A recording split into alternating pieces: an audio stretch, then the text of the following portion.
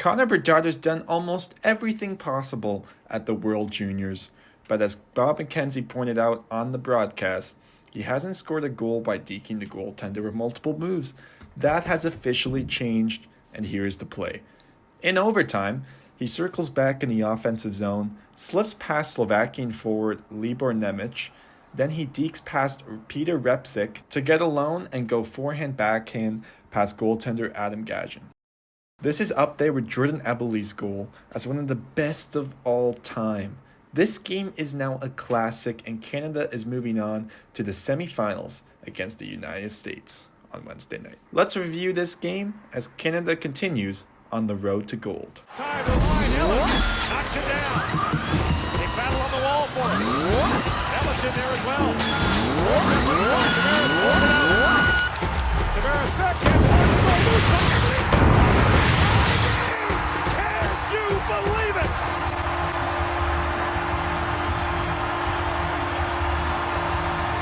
It's fitting to begin this recap with another Bedard highlight where he's able to receive the puck in all alone and shoot his classic wrister past Gagin. He now has scored the most goals by a Canadian with 15, the most amount of points by a Canadian with 32, and the most points by a Canadian at a single World Juniors with 19. All of these stats coming from Mark Masters at TSN. Canada was controlling the pace of play generally. The broadcast had numerous stats from Sportlogic suggesting that, and the eye test confirmed it. Owen Beck, who was brought onto the team after Colton Dach got injured in the last game, played very little in this one. This was due to the fact that he had only arrived in Halifax last night, and the team didn't have a practice today, so he wasn't really able to gel with the teammates or even really have any sort of chemistry with them. However, on his first shift of the game, he gets a quality scoring chance in the offensive zone, back checks into the neutral zone, and draws a penalty. Plays like that will get you noticed by your head coach. Canada eventually got another power play after Reed Schaefer forced a delay of game penalty when it went over the glass, and on the ensuing play, Bedard sends a down low to Brennan Othman, who finds Dylan Guenther for the power play goal as it goes 5-hole. The Arizona Coyotes prospect has 5 goals already and has dominated on the man advantage in this tournament. From here on out, though, the game really got interesting as Slovakia started to generate high danger chances.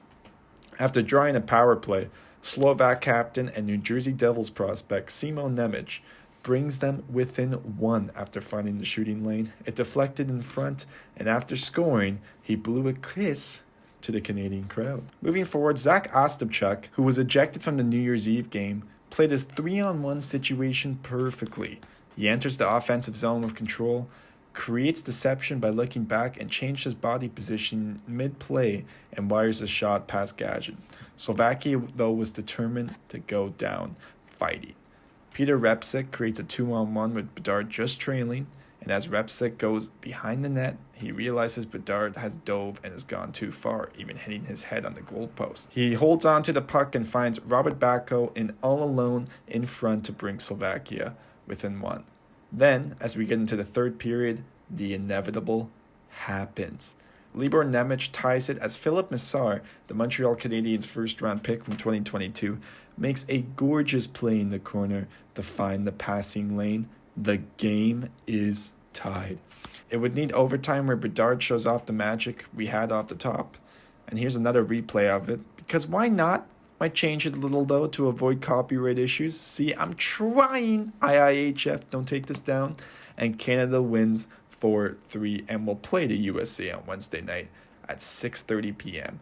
Eastern Standard Time for a chance to go to the gold medal game. Now, the U.S. just beat Germany 11-1 today as well and are no joke this year, so this game should be very eventful and a must-watch to all North American hockey fans.